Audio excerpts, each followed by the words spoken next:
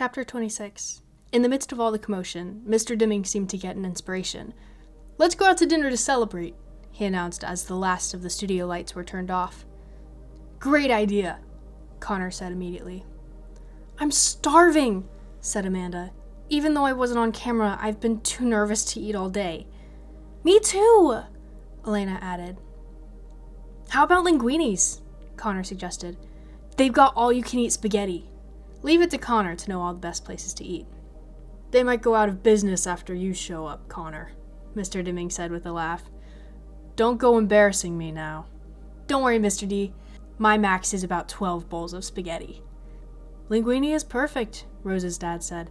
"It's walking distance, just around the corner from the studio. These kids deserve a special night out." I looked at Mom, not sure if this was a good idea. Then Elena walked over to me and said, "You'll come too, won't you, Melody?" "Yeah, Melody," Rose added. "Come with us. You did really great tonight." "We couldn't have won without you," Connor said as he buttoned up his coat. Their words made me feel like one of the helium balloons that some families had brought. "Well, I wouldn't go that far," Molly said, glancing at Claire. "Balloons do pop." "You weren't up there," Connor reminded Molly. "So, you coming or not?" Rose asked. "Sure," I tapped. "It will be fun." I glanced at Mom again, who nodded.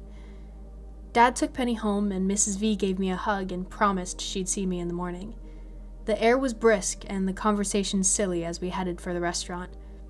"How many windows do you think are in that office building?" Connor shouted, pointing to the tallest one we could see. 5,274, Rose answered. "Man, you're good," Rodney said. "How did you know that?" "How do you think I got on the quiz team?" Rose told him. "I've got smarts." "She's just guessing," Molly told Rodney. "You believe anything." The outside entrance was designed to look like a bistro from a small Italian village. Painted grape leaves and tiny white lights decorated the bricks around the door. The door. When Connor's dad opened it for everyone to enter, Connor and Rodney bounded up the steps. The steps. 5 stone steps led upstairs to the dining area. Everyone, including Mr. Dimming, rushed past me and Mom. Finally, Connor's dad, the last one to go up, looked at me, looked at the stairs, and the light bulb came on. Do you need some help?" he asked. He was large, like his son.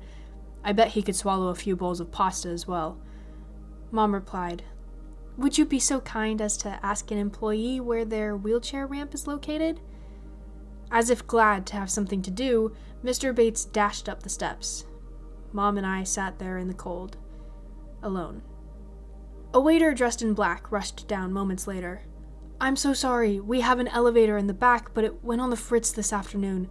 The technician is coming to fix it first thing in the morning." "That's not going to be any help to us tonight, is it?" Mom told him. Her voice was tight, but not angry. "I'd be glad to help you carry her up the steps," he offered. "No," I tapped. My eyes begged Mom.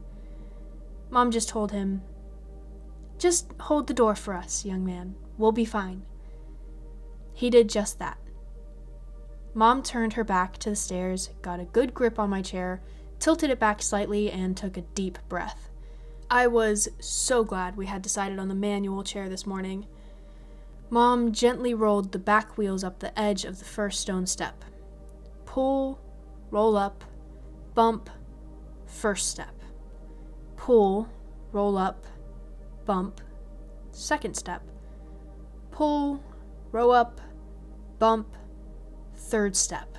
She paused and took another breath. We'd done this before, many times. Pull, roll up, bump, fourth step. Pull, roll up, bump, fifth step. Then we finally rolled into the dining room, which was crowded with noisy, laughing customers. "Over here, Melody," Mr. Dimming called as he saw us. Mom led me over to our very large table, and I was relieved to see that the group had left a spot for me. With all the kids on the team plus their parents, we took up a big chunk of the table space in the place. In some restaurants, the tables are too low for my chair, but this time I was able to slide perfectly into place. Mom helped me take off my coat, then sat in the seat next to me. She gulped the water from her glass and asked for a refill. The waitress began to take orders. Rodney and his parents ordered a large mushroom and onion pizza. "We're vegetarians," Rodney explained. I had no idea. "Can I get a steak, Dad?" Connor asked. His dad clapped him on the back. "Sure, I think I'll have one myself. For this one night, you get anything you want." Connor's eyes got large. "A whole chocolate cake?" "You'll barf, boy," his dad replied. "I want the pasta delight," Rose told the waitress, "with extra cheese." "Me too," said Amanda. "May I have the spaghetti and meatballs, please?" Elena asked. Claire and Molly both ordered lasagna. When the waitress got to me and Mom, I was ready. "I'll have mac and cheese, please," I made Elvira say. The waitress looked a little surprised, since most of the machine was tucked under the table, but she was cool and acted as if she got orders from Medi-talkers every day. "Sure, hun, coming right up. You want some salad with that?" "No, thanks." She gave me a real big smile, then took Mom's order. Only my mom would order baked fish at an Italian restaurant. As we waited for the food, the cheerful mood continued. Our tables were covered with white paper instead of tablecloths, so everybody, including the adults, had been given crayons and markers. "Look at this! I drew a giant monster rabbit," Connor said. He glanced at Rose's drawing, then added large green teeth to his own. "And it's gonna eat that wimpy bug you just drew," he told her. Rose laughed. "Well, this is a poisonous spider, and it's gonna bite your silly old rabbit."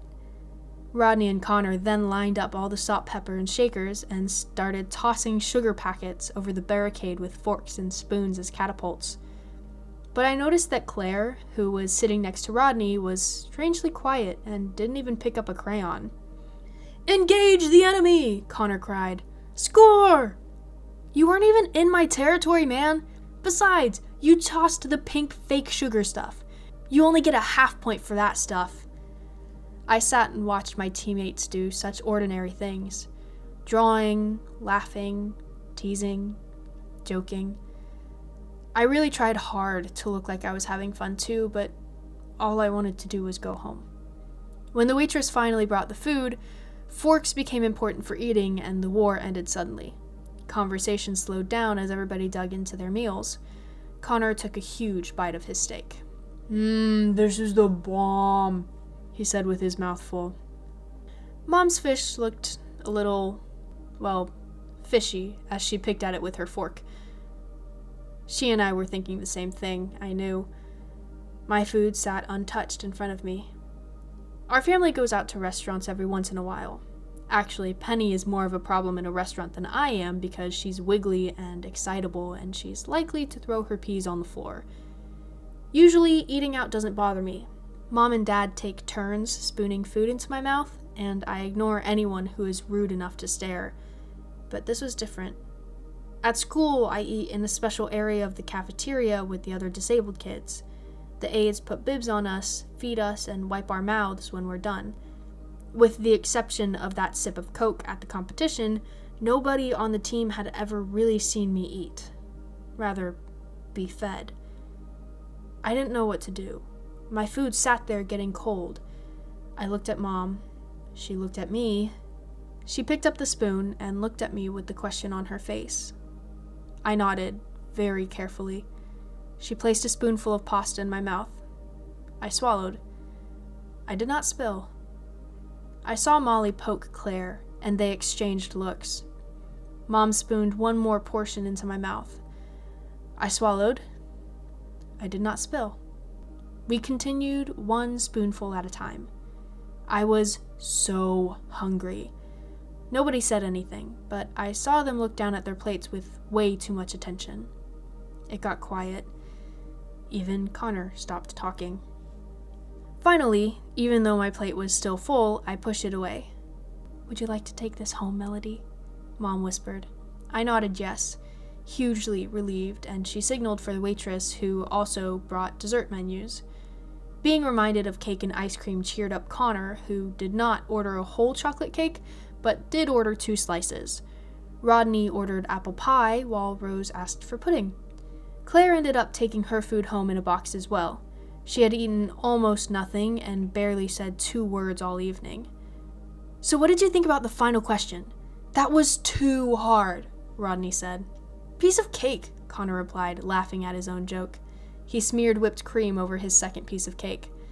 "Did you see the hair on that announcer?" Amanda teased. "It never moved." "Must have been made of plastic," Rose said, laughing.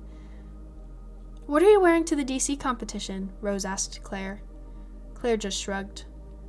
"I wonder if we'll get to visit the White House while we're there," Amanda mused. "That would be awesome." "I believe it's on our agenda for Saturday," Mr. Dimming replied enthusiastically. "I'm excited for that as well." "So, what's with you and Melody being best friends, Claire?" Elena asked. Claire didn't answer, but she rubbed her hand over her forehead. "I don't feel so good," she said weakly. "Is it hot in here?"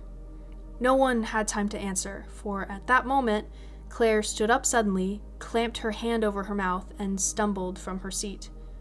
"Are you okay?" Mr. Dimming asked. Before she could finish the question, Claire threw up all over his new shoes. "Oh, gross!" Connor said, obviously trying not to laugh. "Poor thing," Rose said. "Whoa, what a stink, man!" Rodney covered his nose. Claire's mom rushed her to the bathroom.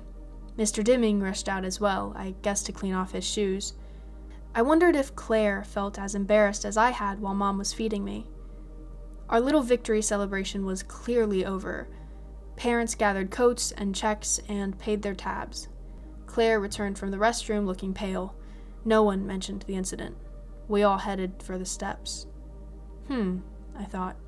Claire gets sick in the middle of a crowded restaurant, yet I'm the one everybody looks at sideways. They all had to wait for me and Mom. We took our time. Push gently, roll down, bump, top step. Push gently, roll down, bump, next step. Push gently, roll down, bump, third step. 5 bumps down to the bottom of the steps. And I was still so hungry.